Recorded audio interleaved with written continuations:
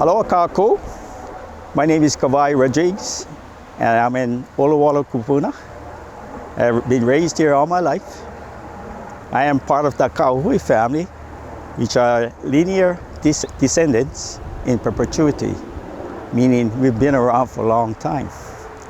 My mom, Kawai Olowalu Kauhui, was named after this mountain to my right called Lihaula.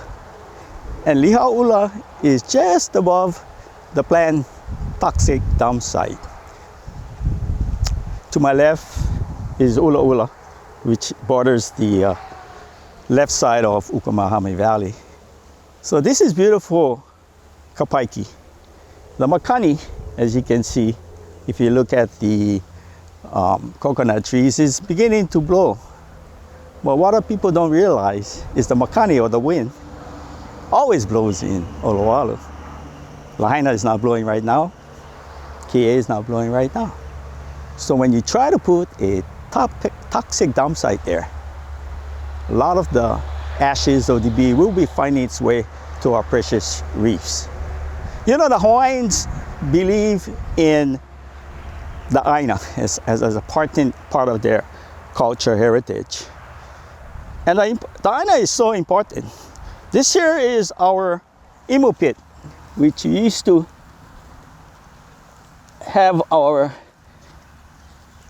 pig put in the imu here. The soil is so precious to the Hawaiians.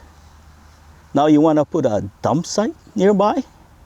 The dump site is only 600 feet from the ocean. Guarantees it'll leach into the ocean and desecrate our Hawaiian sites. So,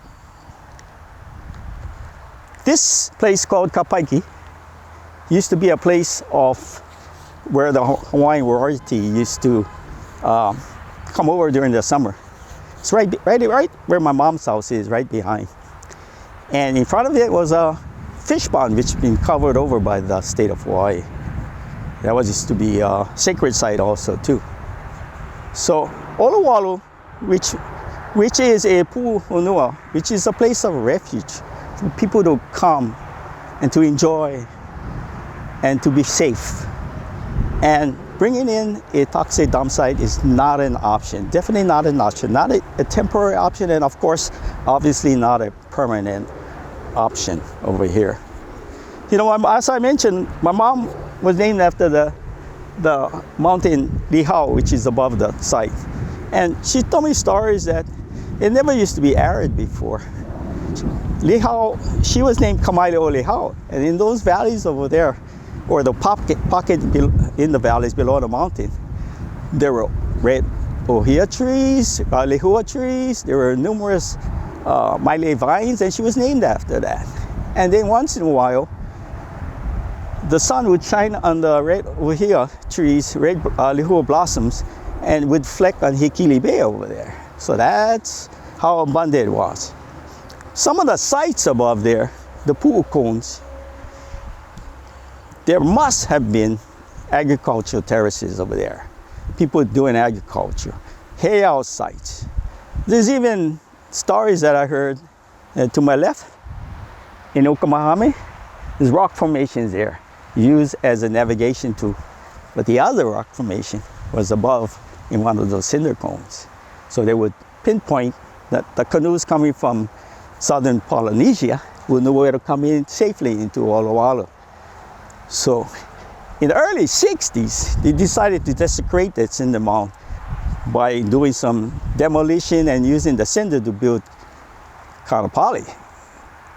So we know for a fact that there were some heiaus up there. There are some cultural significance up there, and this must be stopped.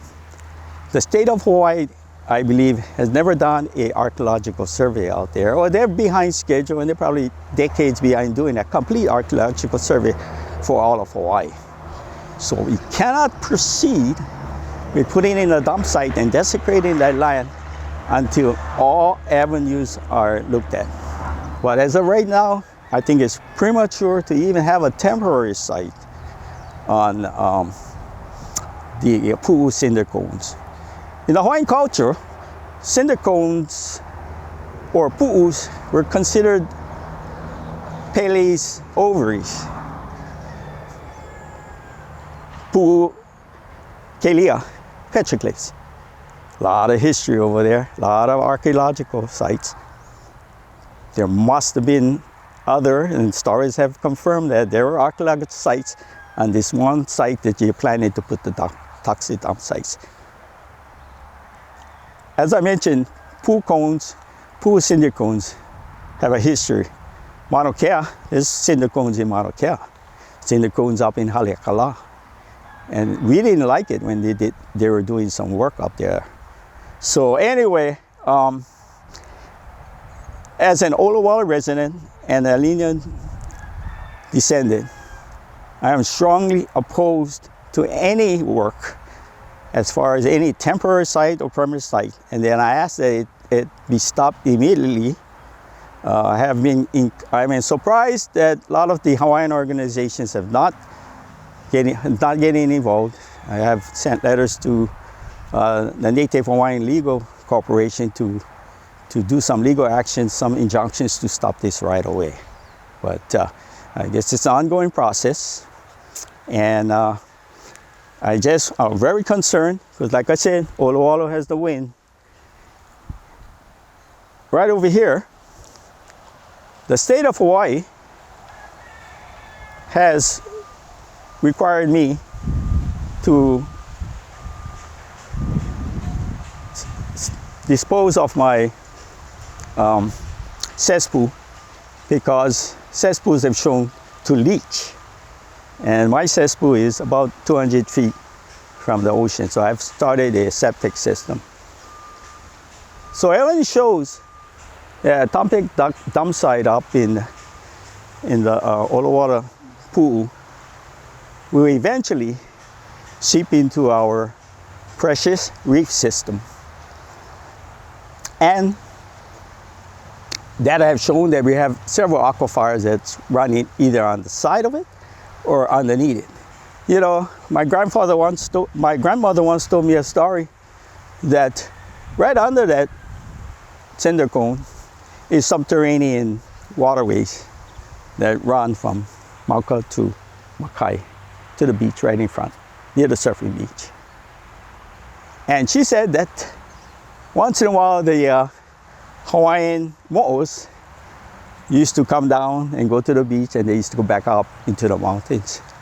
As a kid, we used to go surf over there, and then we used to go body surf in that spot right in front of the area they're talking about. And then as we were wading in the water, we used to feel the cold water springs coming up to our feet. We could feel it, and we know already it's coming from the mountain. So imagine all that dioxins leaching into the cinder pit and destroying our precious reef and our beautiful ocean. Mahalo for your time. I'm Kawai Olowalu Kupuna. Mahalo.